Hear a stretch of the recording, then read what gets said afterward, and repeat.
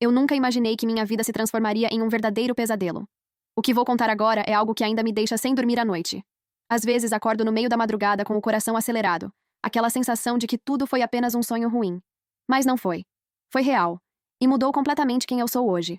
Tudo começou há 3 anos, quando eu tinha 26 anos e achava que tinha finalmente encontrado meu lugar no mundo. Sabe aquela sensação de que tudo está se encaixando? Era exatamente isso que eu sentia. Morava em um apartamento pequeno, mas aconchegante no centro da cidade, com vista para aquela praça cheia de árvores onde as pessoas levavam seus cachorros para passear todas as tardes. Eu adorava abrir a janela de manhã e sentir o cheiro de pão fresco que vinha da padaria da esquina, misturado com o perfume dos jasmins que a Dona Maria plantava no jardim do prédio. Era uma vida simples, mas era minha vida, e eu amava cada detalhe dela. Eu trabalhava como designer gráfica em uma agência criativa. Não era o emprego dos sonhos, mas pagava as contas e me dava liberdade para criar. Meus colegas eram legais. A gente sempre almoçava junto naquele restaurante japonês da rua de trás. E nos fins de semana eu conseguia desligar do trabalho e aproveitar meu tempo livre. Mas o que realmente fazia minha vida parecer completa era meu relacionamento. Eu estava com o Daniel há 4 anos. 4 anos que pareciam ter passado voando, mas ao mesmo tempo pareciam uma eternidade de cumplicidade e amor. Daniel era tudo que eu sempre quis em um parceiro. Alto, com aqueles olhos castanhos que pareciam enxergar minha alma, e um sorriso que iluminava qualquer ambiente. Ele trabalhava como engenheiro civil, e eu adorava ouvir as histórias dos projetos dele, mesmo não entendendo metade dos termos técnicos que ele usava. A gente tinha planos. Planos de casar, de comprar uma casa com quintal, talvez ter filhos um dia. Ele falava sobre isso com aquele brilho nos olhos, desenhando no ar como seria nossa vida futura. E eu acreditava em cada palavra. Nossa rotina era confortável. Acordávamos juntos. Ele fazia café enquanto eu preparava o café da manhã. A gente dividia as tarefas da casa sem brigar, coisa que minhas amigas diziam ser impossível. Nos fins de semana, fazíamos questão de ter nosso momento, seja assistindo um filme no sofá, seja experimentando aquele restaurante novo que tinha aberto no bairro. Era perfeito. Ou pelo menos era o que eu pensava. Lembro que era uma terça-feira de abril, daquelas terças comuns, sem nada de especial. O sol entrava pela janela da sala naquela luz dourada do fim de tarde que sempre me fazia sentir em paz. Eu tinha saído do trabalho mais cedo porque tinha conseguido terminar todos os projetos que estavam pendentes. Estava até orgulhosa de mim mesma pela produtividade daquele dia. Passei no mercado e comprei os ingredientes para fazer aquele macarrão à carbonara que o Daniel amava. Pensei em surpreendê-lo com um jantar especial, porque ele tinha andado tão estressado com o trabalho nas últimas semanas. Naquela época, eu realmente acreditava que conhecia cada detalhe da pessoa ao meu lado. Sabia que ele tomava café sem açúcar, que torcia o nariz quando via azeitonas, que tinha um jeito específico de arrumar os travesseiros antes de dormir.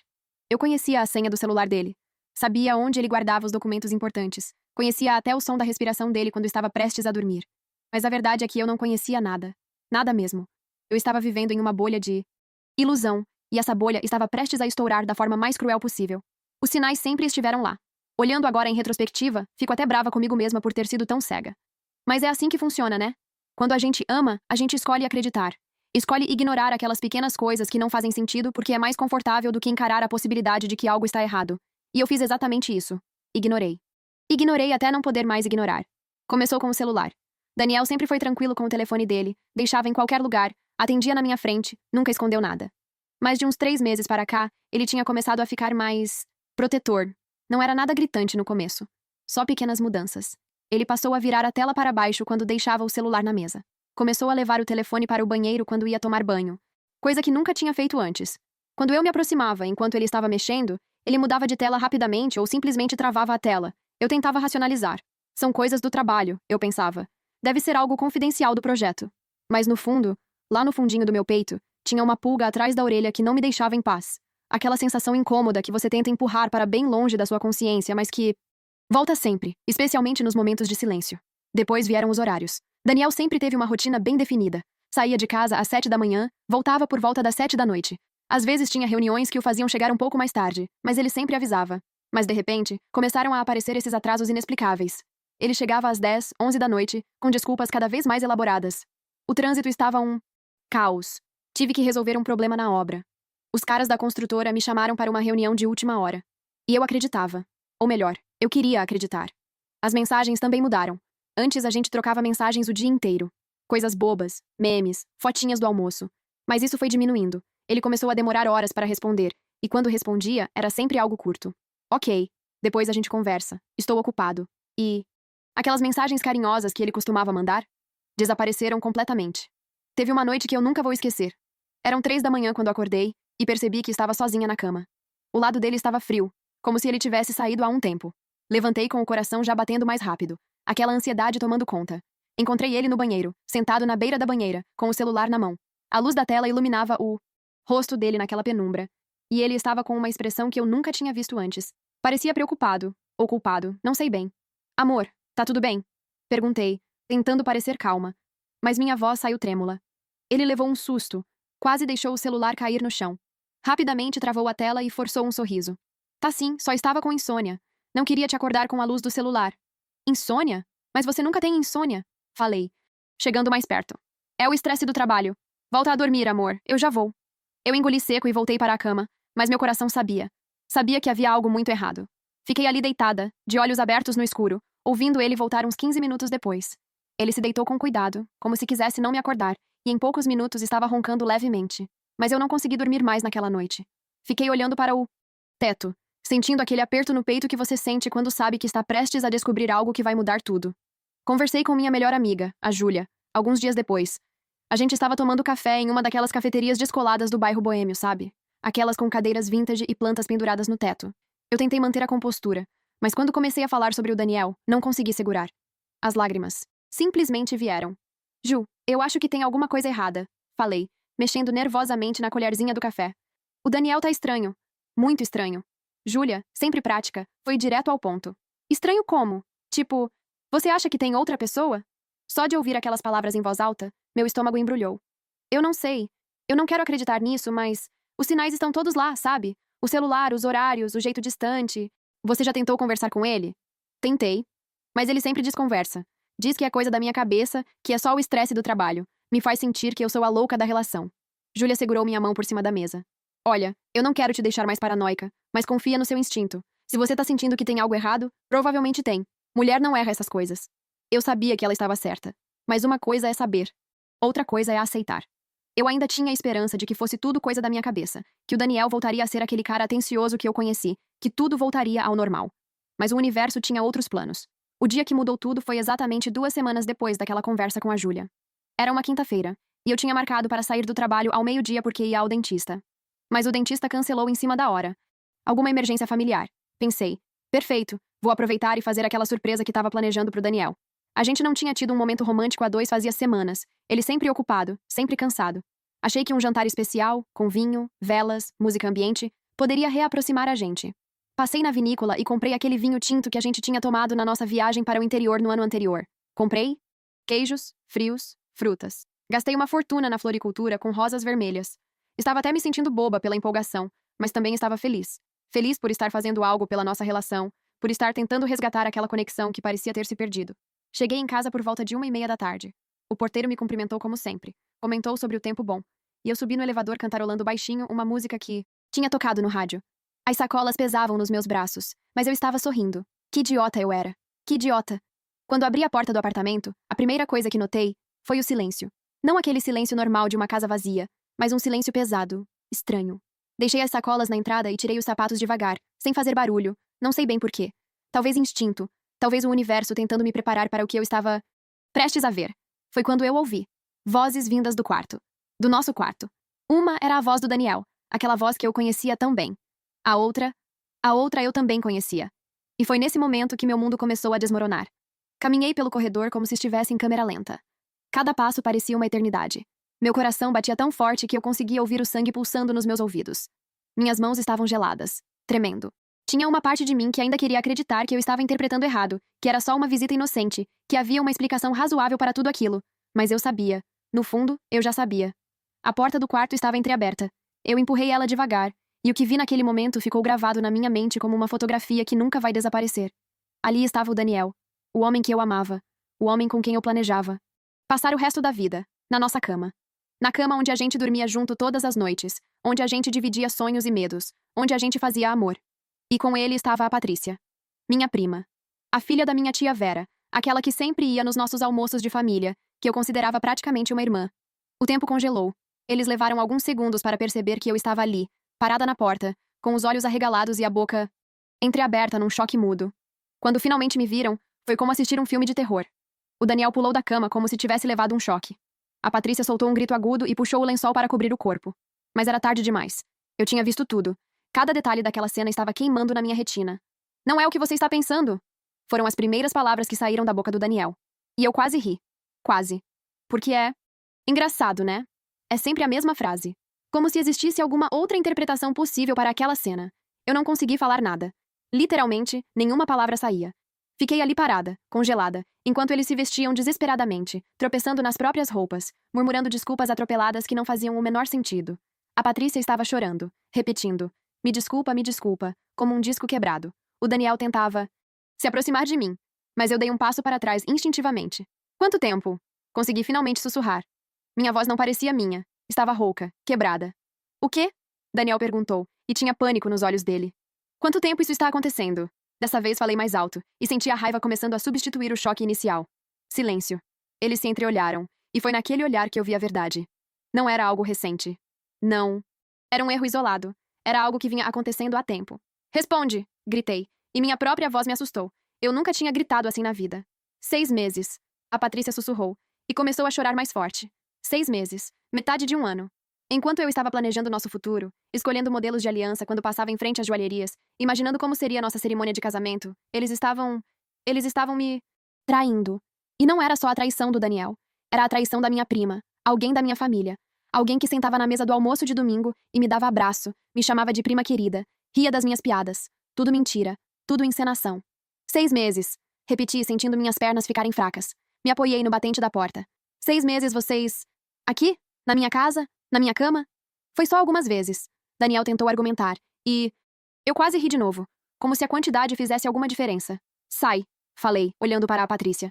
Sai agora da minha casa antes que eu faça algo que vou me arrepender. Ela saiu correndo, ainda terminando de se vestir no corredor. Ouvi a porta da frente bater. Fiquei ali, sozinha com o Daniel. O homem que eu amava. O homem que eu não conhecia. Deixa eu explicar. Ele começou, dando um passo na minha direção. Explicar o quê? Cortei. Explicar que você está transando com minha prima há 6 meses? Explicar que todas aquelas vezes que você chegou tarde era porque estava com ela? Explicar que todas aquelas mensagens estranhas no celular eram dela? Foi um erro. Um erro? Eu ri. Mas não tinha nada de engraçado naquilo. Um erro é esquecer de comprar leite no mercado, Daniel. Um erro é estragar uma receita. Isso foi uma escolha. Foram várias escolhas. Durante 6 meses. E foi nesse momento que tudo desabou. Comecei a chorar. Não aquele choro bonito de filme, mas aquele choro feio mesmo, com soluços e coriza. Sentei no chão do corredor e simplesmente desmoronei. Anos de relacionamento, anos de confiança, anos de planos, tudo evaporando em questão de segundos. Como assim? Como a gente chega nesse ponto? Me diz, me responde. Você conseguiria confiar de novo em alguém depois de uma traição assim? Porque eu... honestamente não sei se eu consigo. Até hoje, 3 anos depois, eu não sei. Daniel tentou se aproximar, mas levantei a mão pedindo para ele parar. Não encosta em mim. Não chega perto de mim. Eu te amo, ele disse, e tinha lágrimas escorrendo no rosto dele também. Você não sabe o que é amor, respondi. Se soubesse, nunca teria feito isso comigo. Nunca teria feito isso com a gente. Os dias seguintes foram um borrão. Lembro de ligar para Júlia, que largou tudo e veio ficar comigo. Lembro de chorar tanto que meus olhos ficaram inchados por uma semana. Lembro da raiva, tanta raiva que eu sentia que ia explodir. Raiva do Daniel, raiva da Patrícia, raiva de mim mesma por não ter percebido antes. Como eu fui tão burra. Como eu não vi. O Daniel saiu de casa naquela mesma noite. Pediu para ficar, implorou, prometeu que ia mudar, que ia terminar tudo com a Patrícia, que nunca mais ia me trair. Mas eu não conseguia nem olhar para ele. Pedi para ele ir embora e nunca mais voltar. Ele foi dormir na casa da mãe dele. Nos dias seguintes, ele tentou contato inúmeras vezes. Ligações, mensagens, e-mails. Foi só uma fase. Eu estava confuso. Ela não significa nada. Você é o amor da minha vida. Todas as frases clichês que você pode imaginar, ele usou. Mas sabe o que mais me machucou? Foi descobrir, através de uma amiga em comum, que ele não tinha terminado com a Patrícia. Eles continuavam se vendo. Ou seja, ele não estava arrependido por ter me traído. Ele estava arrependido por ter sido pego. A família foi outro drama à parte. Tive que contar para minha mãe, para minha tia Vera, para todo mundo. Foi humilhante, vergonhoso. Me senti exposta, como se todo mundo estivesse me julgando, me encarando com pena. A tia Vera não acreditou no começo, defendeu a Patrícia, disse que eu devia estar confundida. Isso doeu. Doeu demais. Mas quando ela finalmente aceitou a verdade, o estrago já estava feito. A família ficou dividida. Alguns me apoiavam, outros achavam que eu estava fazendo tempestade em copo d'água. Todo homem trai, diziam alguns. Você é muito nova para ficar sozinha, diziam outros. Como se ficar com um traidor fosse melhor do que estar sozinha. As semanas foram passando, e eu tive que tomar uma decisão. Perdoar ou seguir em frente? Dar mais uma chance ou terminar de vez? O Daniel continuava insistindo. Apareceu na porta do meu trabalho, mandou flores, escreveu cartas. E teve um momento, não vou mentir, que eu pensei em voltar. Porque é mais fácil, né? É mais confortável voltar para o que você conhece do que encarar o desconhecido. É menos assustador tentar consertar o que está quebrado do que começar do zero. Mas aí eu me olhei no espelho. Literalmente, fui até o banheiro, acendi todas as luzes e me olhei bem no espelho. E vi uma mulher que eu não reconhecia. Olheiras profundas, rosto abatido, olhos sem brilho. Aquela não era eu. Aquela não era a mulher forte que minha mãe tinha criado. Aquela não era a mulher que eu queria ser. E percebi que se eu voltasse para o Daniel, eu estaria traindo a mim mesma. Estaria aceitando ser tratada como segunda opção. Estaria dizendo que tudo bem. Me desrespeitar, porque no final, eu sempre vou perdoar. E foi nesse momento que tomei a decisão. Não ia ser fácil. Na verdade, ia ser a coisa mais difícil que eu já tinha feito na vida. Mas eu precisava escolher eu. Precisava escolher minha saúde mental, minha autoestima, meu futuro. Então mandei uma última mensagem para o Daniel. Não me procure mais. Terminamos. Definitivamente. Você me diz, eu deveria ter dado mais uma chance? Deveria ter tentado perdoar? Porque até hoje tem gente que me pergunta isso. Mas vocês ficaram 4 anos juntos, dizem. Ele estava arrependido, insistem. Mas o que essas pessoas não entendem é que não é sobre o tempo que você fica com alguém. É sobre o respeito. É sobre dignidade. É sobre saber o seu valor. Os primeiros meses depois do término foram horríveis. Teve dias que eu não conseguia sair da cama. Não conseguia trabalhar direito. Não conseguia me concentrar em nada. Tudo me lembrava o Daniel. A cafeteria onde a gente tomava café da manhã aos sábados. O parque onde a gente costumava caminhar. Até o tipo de shampoo que ele usava quando sentia o cheiro em alguém na rua. Foi como ter que reaprender a viver. A terapia ajudou muito. Comecei a fazer terapia 2 vezes por semana. E lá eu podia chorar sem julgamentos. Podia falar sobre a raiva, sobre a dor, sobre a sensação de ter sido enganada. A terapeuta me ajudou a entender que eu não tinha culpa de nada. Que a traição foi escolha deles, não consequência de algo que eu fiz ou deixei de fazer. Parece óbvio, mas quando você está no meio da situação, é difícil ver isso. Eu também cortei contato com a Patrícia completamente. Bloqueei em tudo, pedi para não ser convidada para eventos onde ela estivesse. A família entendeu, eventualmente. A tia Vera tentou forçar uma reconciliação algumas vezes, mas eu fui firme. Não ia fingir que estava tudo bem. Não ia abraçar e sorrir para a câmera como se nada tivesse acontecido. O que ela fez foi imperdoável. E tudo bem eu não perdoar. Eu aprendi que perdoar não é obrigatório, principalmente quando a pessoa não está realmente arrependida. Voltei a fazer coisas que tinha abandonado. Voltei para a aula de dança que tinha parado de frequentar. Comecei a pintar de novo. Algo que eu amava fazer na adolescência, mas tinha deixado de lado. Reconectei com velhas amigas que tinha negligenciado durante o relacionamento. E devagar, muito devagar, comecei a me sentir eu mesma novamente. Teve um dia, uns 8 meses depois do término, que eu estava tomando café em uma padaria nova que tinha aberto no meu bairro. O sol entrava pela janela de um jeito bonito, tinha uma música instrumental tocando baixinho, e eu estava lendo um livro. E de repente percebi que estava sorrindo. Sorrindo de verdade, não aquele sorriso forçado que a gente dá para parecer que está tudo bem. Estava genuinamente feliz naquele momento. E foi quando entendi que ia ficar tudo bem. Talvez não hoje, talvez não amanhã, mas eventualmente eu ia sarar daquela ferida. Hoje, 3 anos depois, ainda estou me reconstruindo. Não vou mentir e dizer que está tudo perfeito, porque não está. Tem dias que são mais difíceis que outros. Tem momentos que bate aquela saudade idiota de como as coisas eram, mesmo sabendo que era tudo mentira, tudo ilusão. Tem dias que a solidão pesa, principalmente quando vejo casais na rua ou quando minhas amigas falam dos relacionamentos delas. Mas também tem dias que eu olho para trás e agradeço. Agradeço por ter tido a coragem de sair daquela situação. Agradeço por ter escolhido eu. Conheci gente nova. Saí em alguns dates, tive uns relacionamentos curtos. Nada sério ainda porque eu aprendi a ter paciência. Aprendi que não preciso estar com alguém para me sentir completa. Aprendi que é melhor estar sozinha do que estar com alguém que não me valoriza. Aprendi a estabelecer limites, a não aceitar migalhas de afeto, a não ignorar os sinais de alerta. Mudei de apartamento. Não conseguia mais ficar naquele lugar onde tudo tinha acontecido. Agora moro em um bairro diferente, em um apartamento menor, mas que é totalmente meu. Cada móvel, cada quadro na parede, cada objeto foi escolhido por mim e só por mim. E tenho uma sensação de liberdade nisso que é indescritível. O Daniel? Soube por terceiros que ele ficou com a Patrícia por mais alguns meses, mas terminaram. Pelo que me contaram, ele tentou voltar com ela. Disse que tinha feito uma besteira comigo, que tinha percebido que me amava. Mas ela não quis. Irônico, não é? Agora ele está em outro relacionamento, e sinceramente não me importa mais. Não sinto raiva dele, não sinto ódio. Só sinto nada. E talvez essa seja a maior vitória de todas. Chegar no ponto onde a pessoa que te machucou tanto se torna só mais um nome na sua história. Estou reaprendendo a confiar. Não é fácil. Toda vez que alguém demonstra interesse em mim, minha primeira reação é procurar os sinais de alerta. Fico analisando cada detalhe, cada palavra, cada comportamento, procurando pistas de que posso ser traída de novo. Mas estou trabalhando nisso. Estou aprendendo que não posso deixar que o Daniel fez destrua minha capacidade de amar e ser amada. Estou aprendendo que nem todo mundo é igual, que existe gente boa por aí, gente que sabe o valor de um relacionamento verdadeiro. Minha relação com a família também está melhorando. A tia Vera pediu desculpas por Não ter acreditado em mim no começo. A gente não é próxima como era antes. Provavelmente nunca vai ser. Mas pelo menos conseguimos estar no mesmo ambiente sem criar constrangimento. A Patrícia também tentou se desculpar. Mandou uma carta longa explicando que estava confusa, que se arrependeu, que sente muito.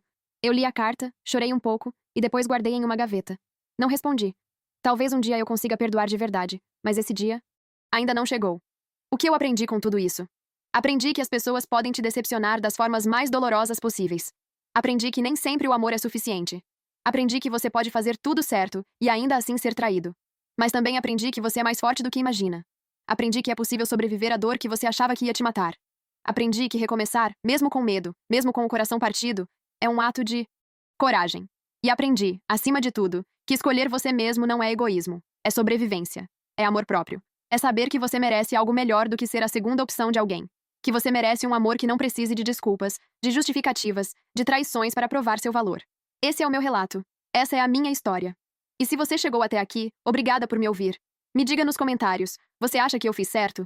Você teria dado mais uma chance? Como você lida com a traição? Suas histórias me ajudam a entender que não estou sozinha nessa. E se você está passando por algo parecido agora, saiba que vai doer muito, mas você vai sobreviver. Você vai sair mais forte do outro lado. Eu sou a prova viva disso. Se você ouviu até aqui, deixe seu like, se inscreva no canal e nos vemos no próximo vídeo. Um beijo e força sempre!